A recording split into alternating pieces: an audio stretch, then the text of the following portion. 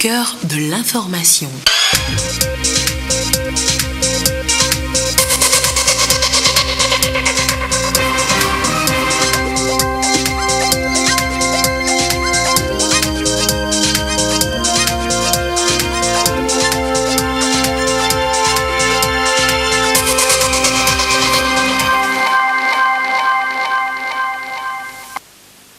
Il est l'heure du journal sur la télévision togolaise. Madame, monsieur, bonsoir. Et voici les titres de cette édition. La lutte ou l'adaptation au changement climatique, c'est toute l'Afrique de l'Ouest qui est mobilisée pour y faire face.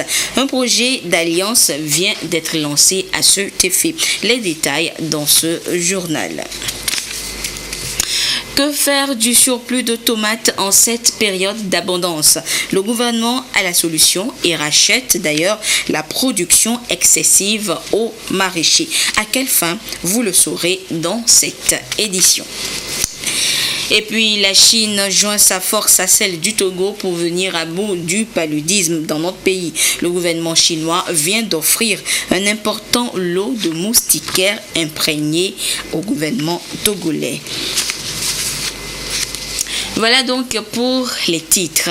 L'Afrique de l'Ouest se mobilise pour des actions urgentes et palpables afin de lutter efficacement contre les changements climatiques. Elle vient de lancer à travers la CEDEAO le projet de l'Alliance mondiale contre le changement climatique plus volet Afrique de l'Ouest. Les détails avec Marie-Reine Abeta et Edem Soussoupa. Commencer à construire en rasant notre forêt, que nous avons compris que plus rien ne nous protégera dorénavant, car il fait chaud, très chaud, trop chaud et... C'est un cri de cœur lancé depuis Lomé pour renforcer la lutte contre les changements climatiques. Agir pour le climat. La CEDEAO lance une réflexion régionale autour du sujet. C'est dans le contexte de la mise en œuvre du projet Alliance mondiale contre les changements climatiques plus relatif à l'accord de Paris. L'Afrique de l'Ouest est considérée comme une région vulnérable face au changement climatique. 5 des 10 pays les plus vulnérables au monde se trouvent en Afrique de l'Ouest. Agir ensemble est donc une obligation vu les conséquences désastreuses des changements climatiques dans nos États. Dans notre mandat régalien au niveau de la CEDEAO, on a formulé avec Expertise France un programme pour basiquement assister les pays.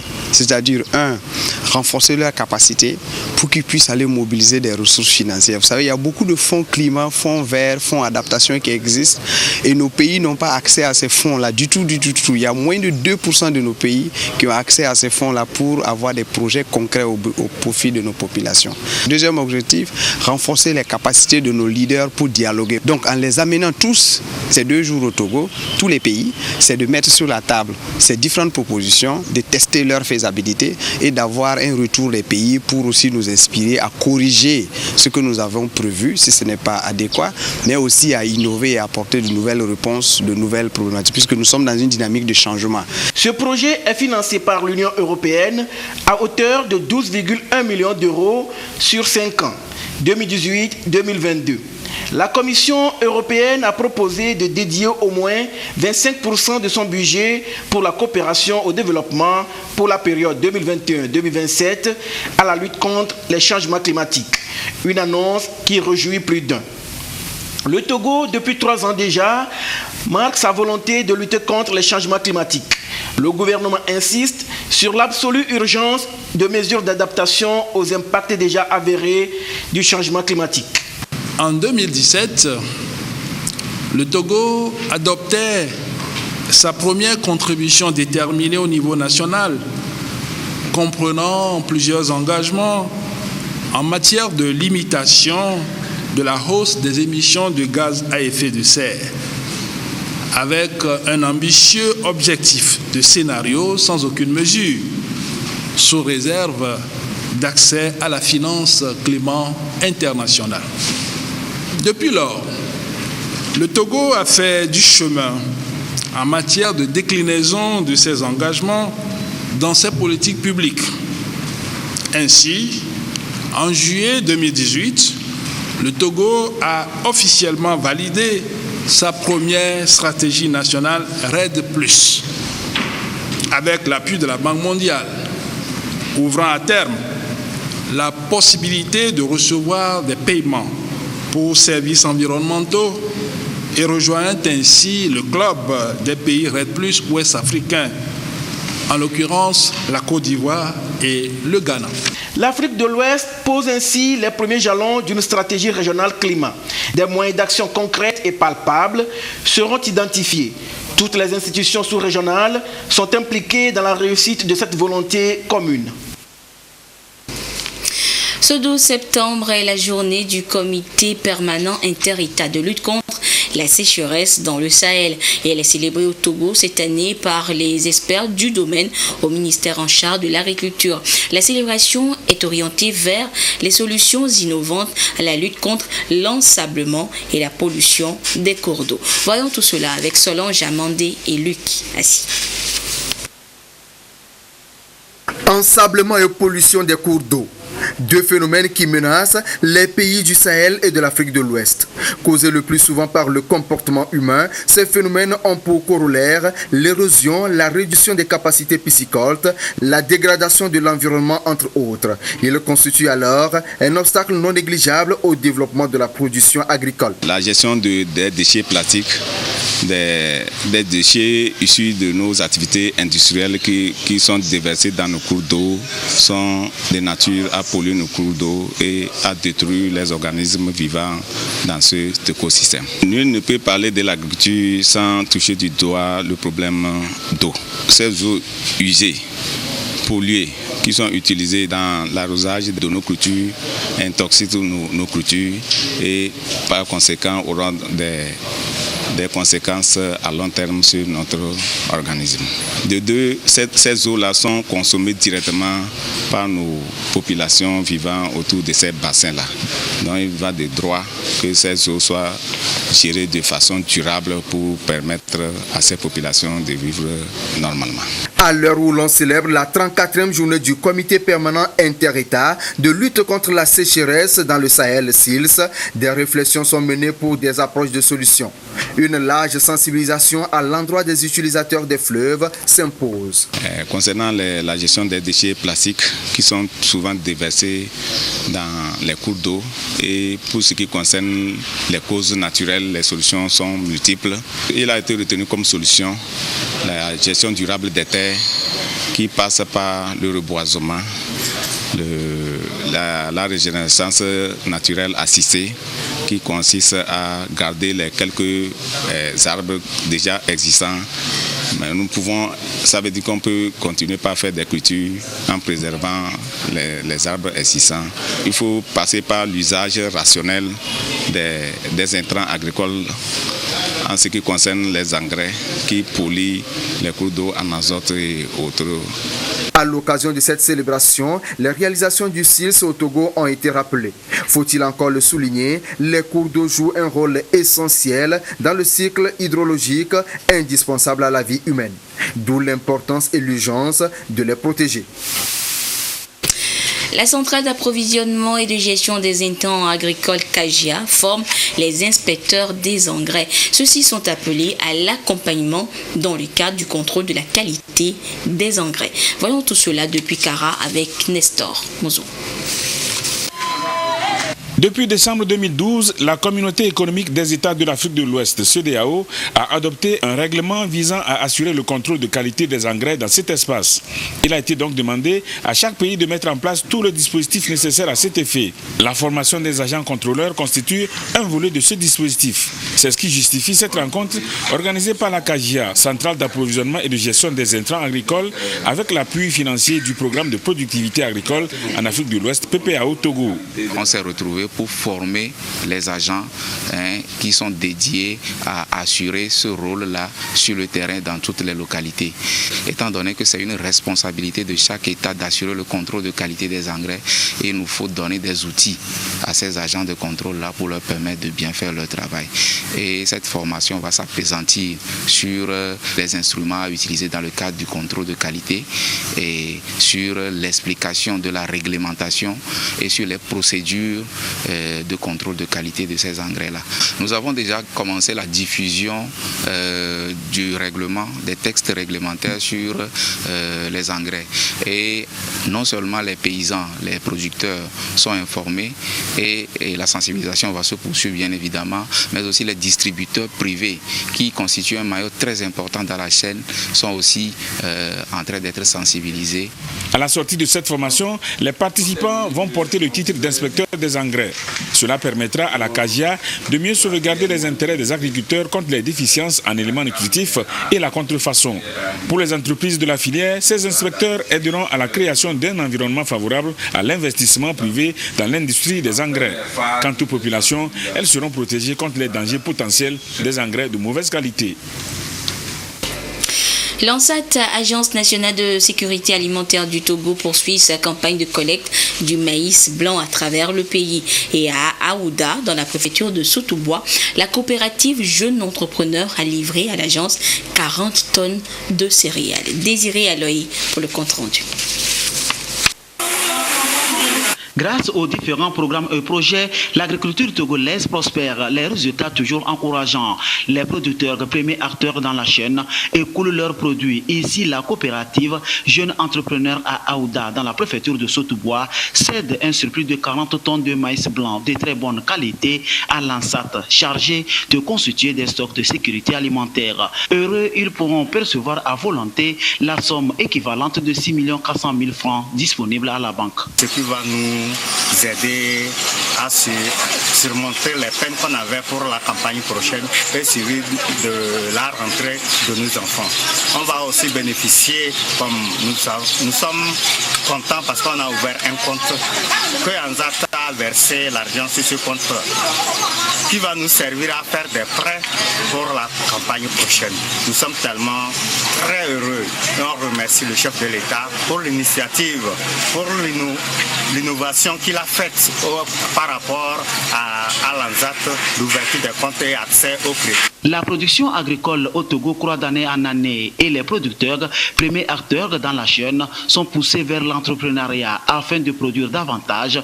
Un plan d'action du gouvernement togolais pour répondre à l'axe 2 du PND. Au cours de ces achats, nous profitons de l'occasion pour sensibiliser les producteurs sur les thèmes sensibles qui cadrent avec le plan national de développement lancé par le chef de l'État.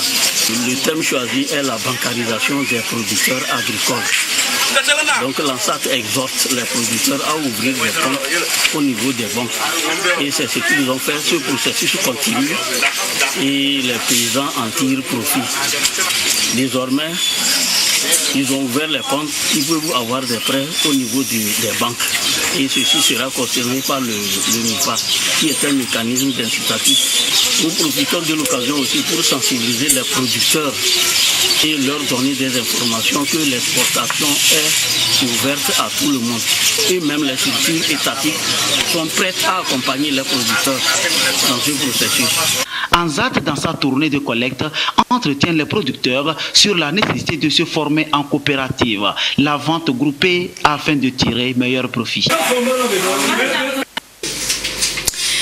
Depuis quelques semaines, la filière tomate est en difficulté au Togo. Les maraîchers n'arrivent plus à écouler leurs produits. Pour sauver la filière, le gouvernement a entrepris d'acheter les tomates auprès des producteurs. Et ce matin, le ministère en charge de l'agriculture a payé plus de 200 paniers de tomates de 35 kg dans les lacs. Voyons cela avec Carmen Madji à Capo. Des quantités considérables de tomates ici déchargées panier par panier. Ce fruit bien prisé est cultivé au sud du Togo par plus de 45% des ménages selon le ministère de l'Agriculture. Actuellement, c'est la période d'abondance des tomates. Et compte tenu de certains facteurs, les producteurs ont des difficultés à écouler leurs produits. Cette année, nous avons exceptionnellement des prix qui sont très bas et ça se traduit par deux phénomènes principalement. Premièrement, il y a des acteurs qui vont avec leurs produits dans les marchés, mais ils sont obligés de jeter parce qu'ils n'ont pas de clients. Ils sont obligés de jeter parce que s'il faut ramener, ils ne pourront pas conserver. Le deuxième phénomène, c'est qu'ils sont obligés de laisser les tomates sur les pieds au champ et donc les pieds vont sécher plus rapidement que la normale. Nous avons un phénomène qui est exceptionnel cette année. Donc les transactions qui sont habituellement faites en dehors du pays ont été drastiquement réduites. Donc nous nous retrouvons dans une situation où la production locale est très forte et il n'y a pas un écoulement hors du pays. Et en cas de surabondance, ce qui s'ensuit, c'est cette baisse de prix. Le gouvernement vole au secours de ses producteurs de la région maritime. Le ministère de l'Agriculture et d'autres structures privées viennent d'acheter 254 paniers de 35 kg chacun, soit 9 tonnes de tomates auprès des coopératives de la préfecture des Lacs. Un geste de solidarité, une manière de soutenir le revenu des paysans. Pour pouvoir aider à construire quand même la résilience des producteurs, les aider à pouvoir s'occuper de leur famille.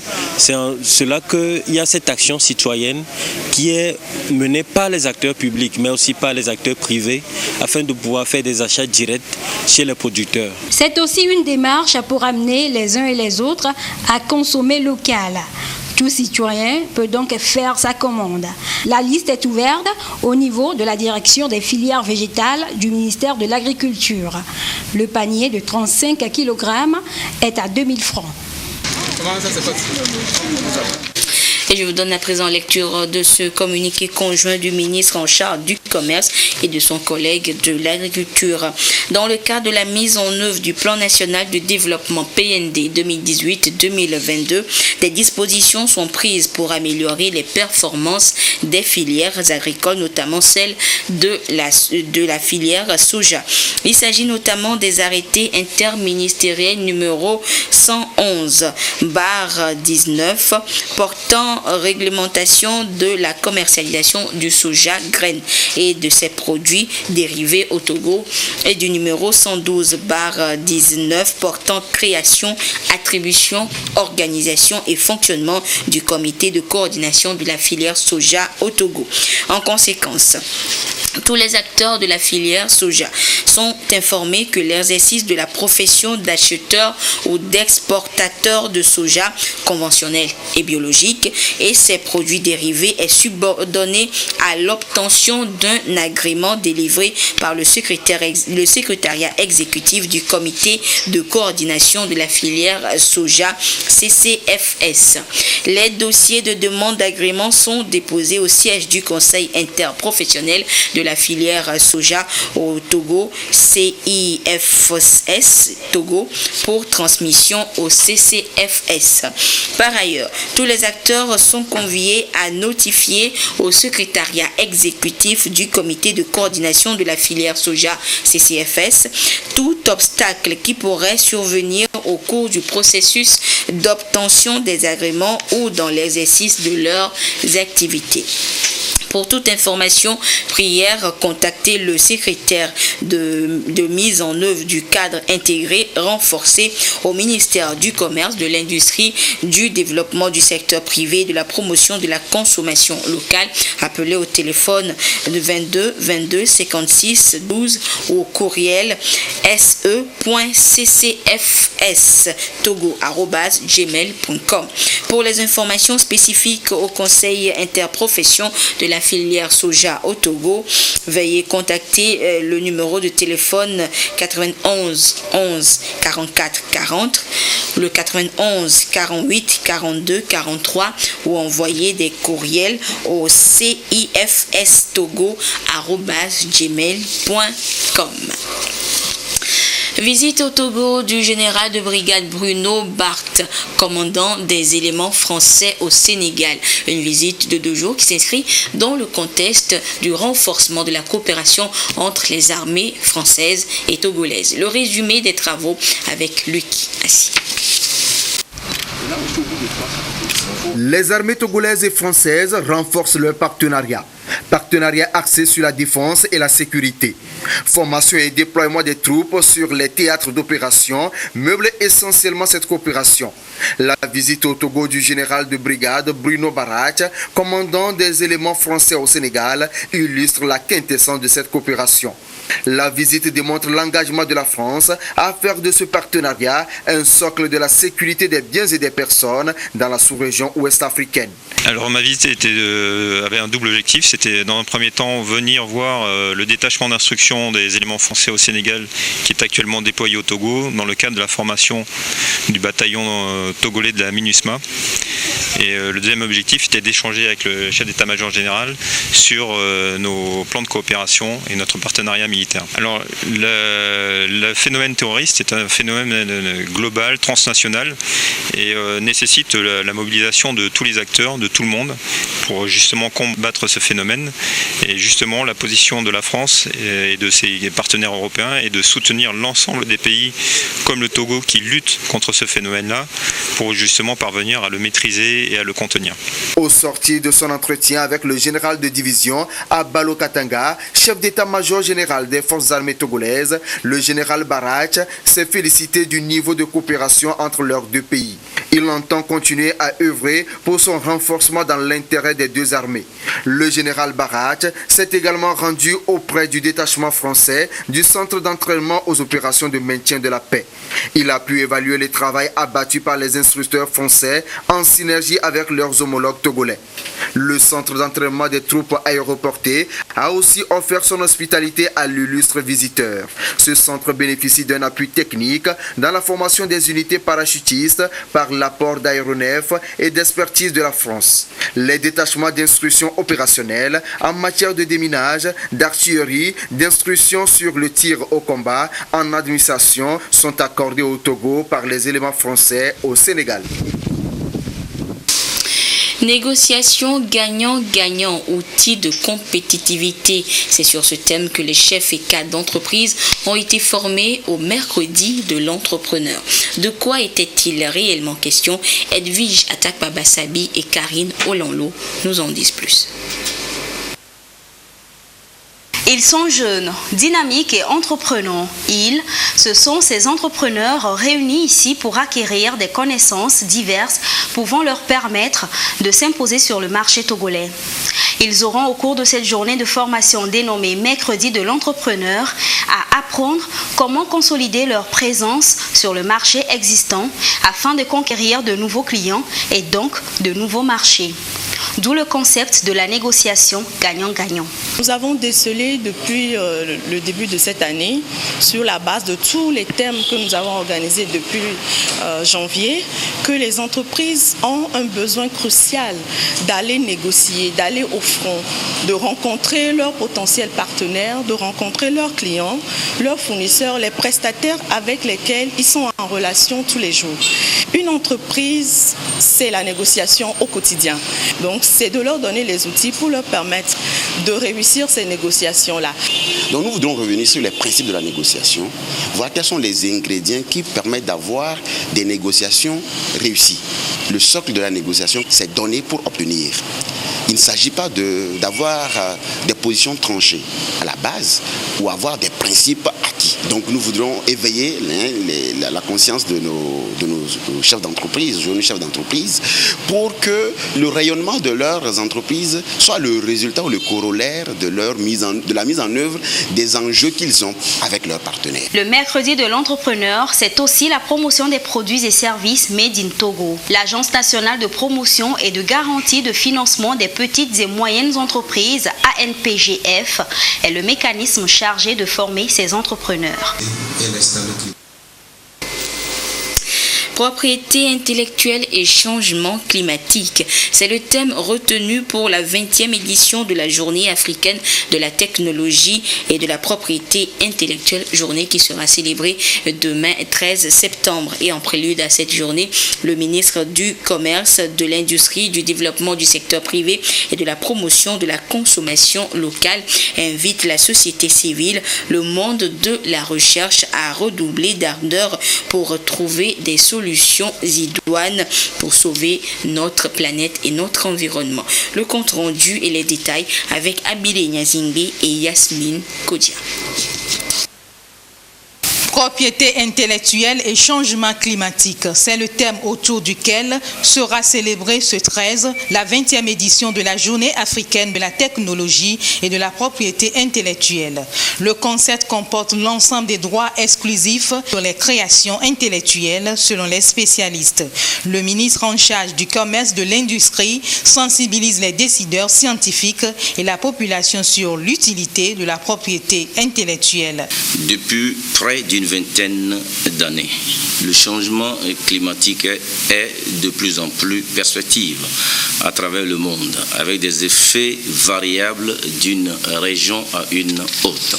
Le gouvernement togolais, sous l'impulsion du président de la République, son Excellence M. Faure Essozimna Nyasingbe, s'est engagé dans le cadre du plan national de développement 2018-2022 à, je cite, assurer une gestion durable de l'environnement, lutter contre les changements climatiques, gérer durablement les catastrophes et promouvoir l'aménagement du territoire. Fin de citation. Cet engagement de haut niveau, selon le ministre, va permettre de multiplier les efforts en collaboration avec les partenaires en vue d'une mobilisation des moyens conséquents et des investissements nécessaires à l'atteinte des objectifs du Plan national de développement PND 2018-2022. À défaut d'inverser la courbe ascendante du réchauffement de la planète, il faut à tout le moins œuvrer à en atténuer les effets. Tous les moyens doivent être mobilisés à cette fin. De ce point de vue, la propriété intellectuelle et la technologie peuvent jouer un rôle majeur dans la création des conditions de résilience face aux effets du changement climatique en Afrique. Dans ce sens, l'information technique contenue dans les brevets d'invention devrait être utilement exploitée par nos États, notamment dans les domaines de l'énergie et de la production d'eau et des techniques agricoles. Instituée en 1999 par la Conférence des chefs d'État et de gouvernement des pays membres de l'Union africaine, cette journée sera une occasion d'échange pour les institutions étatiques et la société civile pour réfléchir aux politiques, stratégies et pratiques impliquant la propriété intellectuelle et la technologie en vue de répondre aux défis de développement technologique du continent. Plus de 700 candidats ont concouru ce matin pour le compte de l'année 2019-2020 pour rentrer à l'École nationale de formation sociale ENFS du Togo. Après cette phase de sélection, les 100 meilleurs étudiants suivront une formation de 3 ans pour in fine devenir des agents de promotion sociale et des cadres du développement social. Robert Potogbe, Karine Olando. 196 candidats bacheliers comme brevetés se mesurent dans leurs catégories respectives pour une place à l'École nationale de formation sociale ENFS de Lomé pour l'année 2019-2020. À cette phase de sélection, ils sont soumis aux épreuves de français et de culture générale. À leur côté, pour leur booster le moral, Tchambinyandi Kolani Yantiare, ministre en charge de la promotion de la femme. Nous les appelons au calme, à la sérénité et à la concentration pour qu'ils puissent donner le meilleur d'eux-mêmes. Mais je voudrais quand même saisir l'occasion pour dire que c'est un concours qui est ouvert aux jeunes des deux sexes. Et ces 2 cycles qui leur sont ouverts, ceux qui ont le niveau BPC pour le cycle 1 et ceux qui ont le niveau Bac 2 pour le cycle 2. Ce concours se déroule de façon synchronisée à travers les chefs-lieux des régions. À l'issue, les 100 meilleurs seront retenus pour les 2 cycles comme agents de promotion sociale et cadre supérieur du développement social. Tous, d'une manière générale, travaillent avec les populations à la base pour les accompagner, pour aider surtout à l'inclusion des populations ou des groupes vulnérables, pour aider les populations dans une large mesure à identifier leurs problèmes, à les analyser et à voir dans quelle mesure ils peuvent les résoudre ensemble. Ce sont des agents qui peuvent être utilisés ou bien qui peuvent servir à la fois dans l'administration publique, dans pratiquement tous les secteurs et dans le privé. Ces 10 dernières années, l'école a formé et mis sur le marché de l'emploi 861 agents, dont 383 en cycle 1 et 478 en cycle 2. Elle est créée en 1966 et a formé près de 2000 apprenants. Et puis, des enfants démunis et orphelins de plusieurs localités de Lomé ont reçu des kits de fournitures scolaires des mains des responsables des associations Précieux Trésors de Vie et des maisons TV5 Monde. L'objectif pour les initiateurs est de permettre à ces enfants démunis en difficulté de débuter l'année scolaire en toute quiétude. Le compte rendu avec Dick Body, Dogbeavou et Sonia Aménico. C'est la rentrée avec TV5 Monde. C'est par des jeux de peinture, dessins, danse et lecture que ces enfants ont commencé cette journée. Enfants démunis et orphelins d'Agbalepedo, d'Ablakopé, Avedi, Télésou et des Domé exécutent ici des activités éducatives et créatives. Des activités qui leur permettent de gagner des lots en plus des kits scolaires qui leur ont été offerts. Je suis en classe de CE1.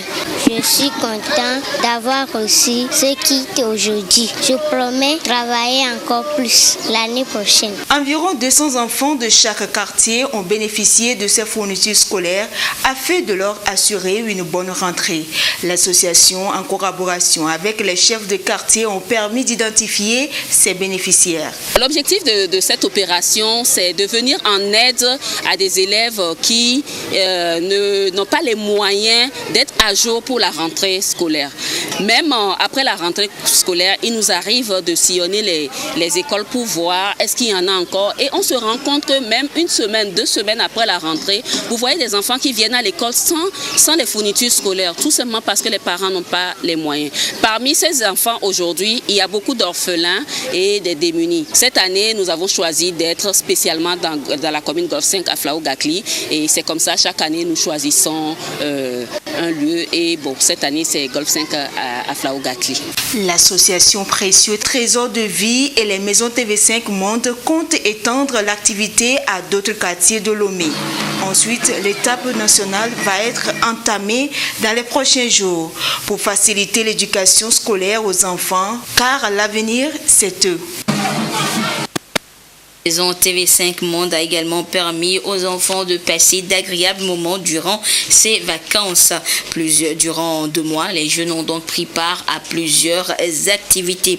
La fin de ces vacances utiles avec ce compte rendu de Gisèle Kozona et Karine Colonlo. L'utilité des vacances ne se résume pas seulement aux activités génératrices de revenus, mais aussi à l'ouverture d'esprit des enfants. Des talents qui sont mis à profit pendant 2 mois à travers cette initiative de la maison TV5 Monde avec l'association Précieux Trésors de Vie. Diverses activités ont meublé cette rencontre. Qu'est-ce qui se passe ici? C'est piqué à les jambes de pomme que tu vas là-bas aussi jouer avec nous. C'est ça seulement? Oui, je ne l'aime pas, elle n'est pas comme nous. Kita, ce que tu fais n'est pas bon. Des parcs sauvages, aquatiques et domestiques ont été découverts par ces jeunes. Même si c'est leur première fois d'être en contact direct avec ces animaux, ils étaient émerveillés. D'un lieu à un autre, ici, ils sont dans une imprimerie pour se faire une idée du domaine. La fabrication des cahiers, des livres ainsi que des calendriers entre autres. Un pique-nique est organisé pour clôturer en beauté les activités. Organisées chaque année au Togo, ces rencontres de TV5 Monde visent à promouvoir l'excellence chez les jeunes sur tous les plans. 13 présumés malfrats viennent d'être appréhendés par la police nationale et c'est le fruit de plusieurs mois d'investigation. Les faits avec ce compte rendu de Abel Agaté et Sandra Aziabi.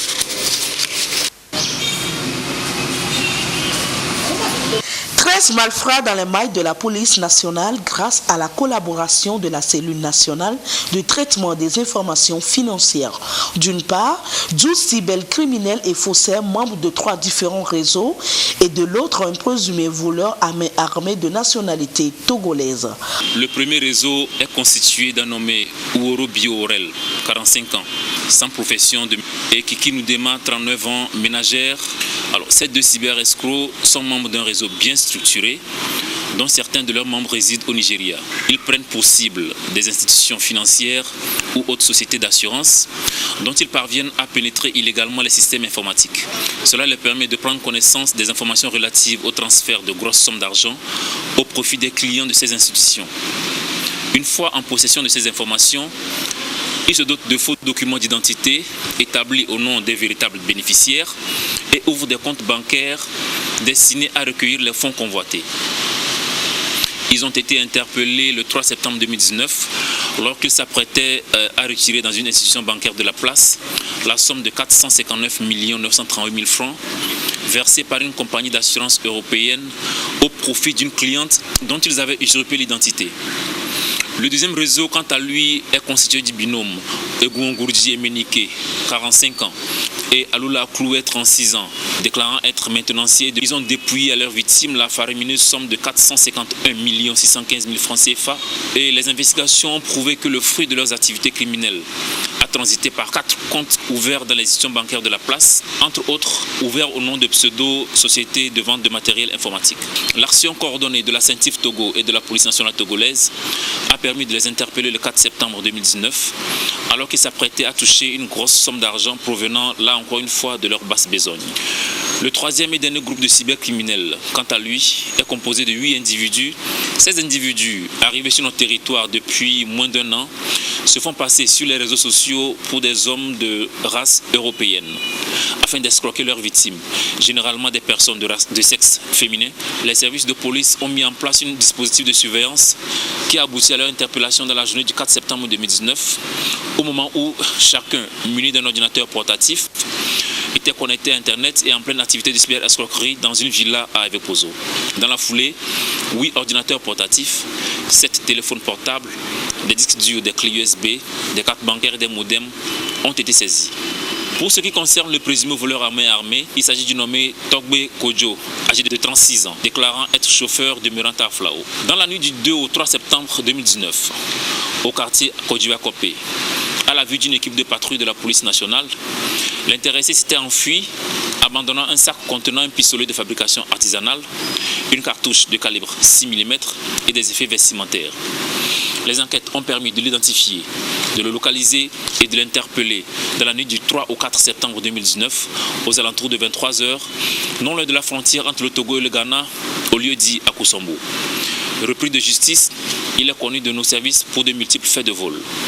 Interrogé, il reconnaît avoir acheté cette arme dans la ville de Poba, au Bénin, et avoue également appartenir à un des réseaux de malfrats qui opèrent dans la ville de Lomé et ses environs.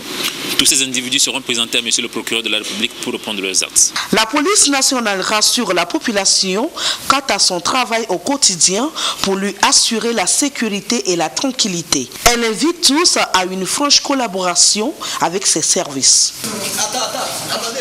Dans le cadre de sa mission d'indemnisation des victimes des violences politiques au Togo, le HCRON ayant appris l'organisation des audiences foraines par le service de la nationalité et la délégation à l'organisation du secteur informel d'OSI en vue de la délivrance de certificats de nationalité aux demandeurs, en particulier les conducteurs de taxi-moto, salue cette initiative visant à faciliter les démarches d'obtention de cette pièce d'identité indispensable aux compatriotes.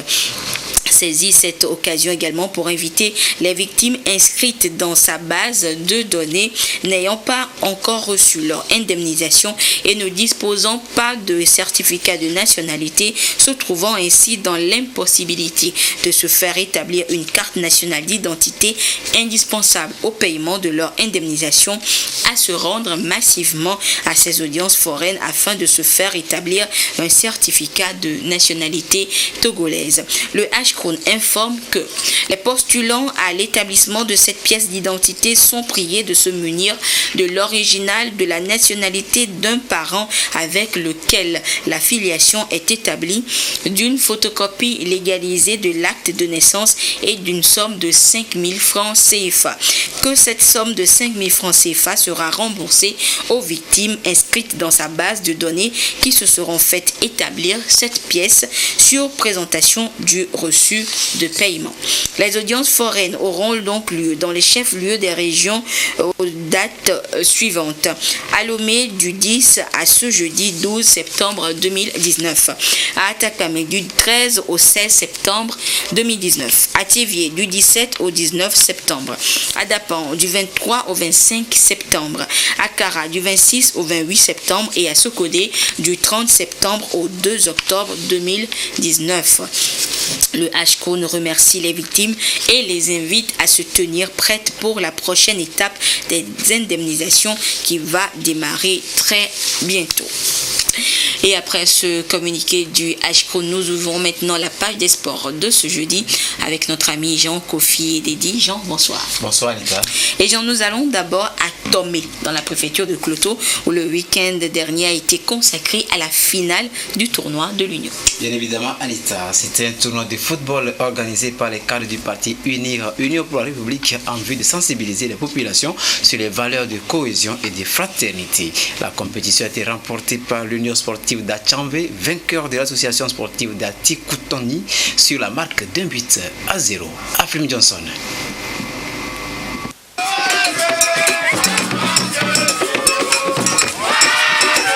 Une ambiance des grands jours pour une cause tout aussi noble, le vivre ensemble.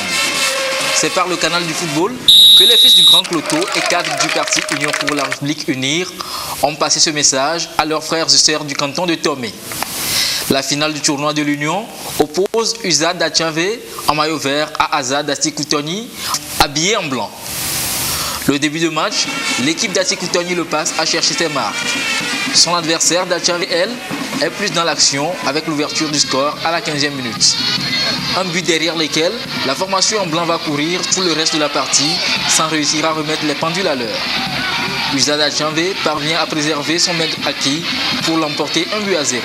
Mais peu importe le vainqueur du tournoi de l'Union, c'est la cohésion entre natifs du canton de Tomé qui en sort renforcée. Notre parti, Union pour la République, est un parti de paix, un parti qui œuvre pour le bien-être de ses populations. C'est dans cette dynamique que nous avons voulu parler avec les jeunes cet après-midi. Nous nous sommes entretenus avec eux pour véhiculer ce message de paix, de fraternité. Il faut qu'à partir d'aujourd'hui, il y ait un nouveau départ. L'ultime phase du spectacle a consisté à la remise des récompenses aux équipes méritantes. Et Jean, revenons à Lomé pour évoquer l'apothéose de la 3e édition du tournoi de la jeunesse Trophée Sergio Sport. Oui, Anita, c'était hier après-midi au stade municipal de Lomé. Swallows chez les moins de 13 ans, les Planètes Foot dans les catégories moins de 15 et moins de 17 ans sont sacrés champions de ce tournoi de la jeunesse édition 2019. Martin Sandani Mankoubi pour plus de détails. 38 formations des U13, U15 et U17 étaient à la conquête des trophées de cette 3e édition du tournoi de la jeunesse organisé par Sergio Sport. La finale des U15 qui a mis aux prises Planète Foot en maillot vert à Ouara s'est soldée par un score sans appel de 9 buts à 1 en faveur de Planète.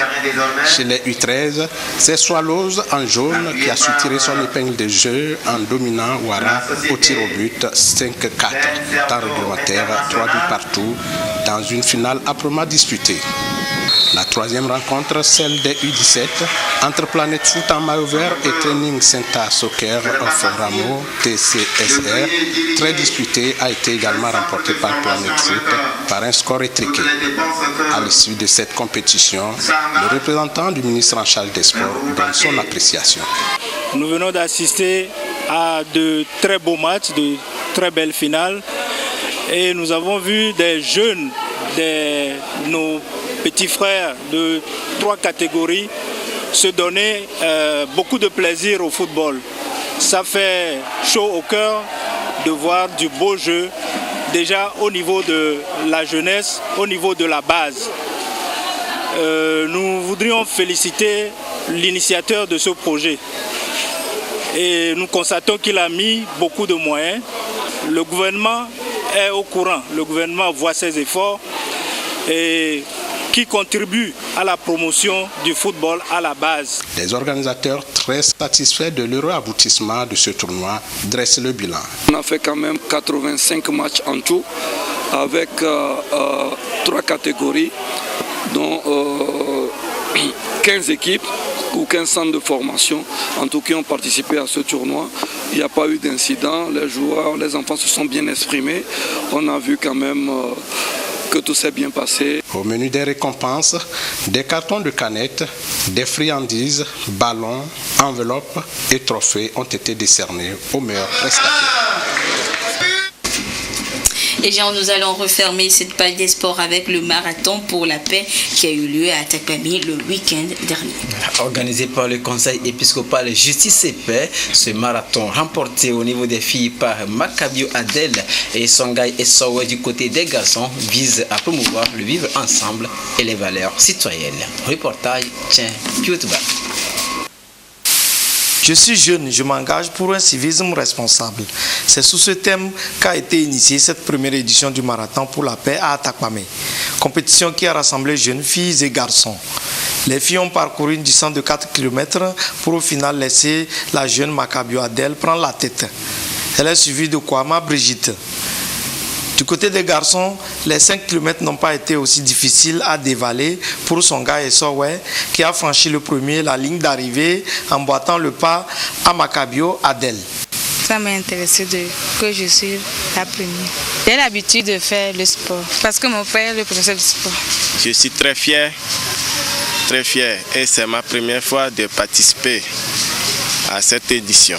Et je souhaiterais que l'année prochaine, que ça soit encore plus joli. Un marathon pour promouvoir les valeurs citoyennes et le vivre ensemble. Nous y avons vu 4 symboles. Le premier symbole, c'est celui de la paix et de la justice. Tout le monde veut la paix, tout le monde veut la justice. Et donc, en faisant participer les jeunes, nous voulons montrer que leur désir aussi, c'est de vivre dans une société, dans un pays, dans une église où règne la paix et la justice. Le deuxième symbole, c'est celui du marathon, ensemble. Quand on fait un marathon, on est toujours ensemble. C'est ainsi qu'il faut être ensemble dans la vie. C'est le symbole d'un peuple qui est en marche, qui est en train de courir ensemble. Le troisième symbole, c'est celui de l'effort. Un marathon a besoin toujours de l'effort de chacun. La construction de la paix aussi a besoin de beaucoup d'efforts. Il ne faut pas se décourager. Peut-être ce qu'on veut aujourd'hui, on ne l'obtient pas, alors ce n'est pas une raison pour laisser tomber la construction de la paix. Il faut de l'effort. Comme un athlète fait de l'effort, pour la paix aussi, il faut beaucoup d'efforts. Ensuite, il y a la récompense. Un marathon se termine par la remise de prix. Bon, bien sûr, la plus grande récompense de celui qui fait l'effort de la paix, c'est que lui-même, il vit dans une société en paix. Enfin, pour saluer les efforts des uns et des autres, le Conseil épiscopal Paix et Justice, dirigé par Monseigneur Bénissan Bariga, a récompensé avec des trophées et autres prix. Et voilà Anita, c'est ce retour pour ce soir. Et le prochain rendez-vous des sports sur la première, c'est bien sûr samedi à 13h45 dans Sport et Détente. Et l'autre rendez-vous, c'est également jeudi prochain pour notre page des sports, Jean. Merci beaucoup. Merci à vous. Et voilà, ainsi se referme cette édition. Merci de votre fidélité à la télévision togolaise. Merci à tous ceux qui nous ont suivis, notamment du côté de Bassar. Excellente suite de nos programmes. Au revoir.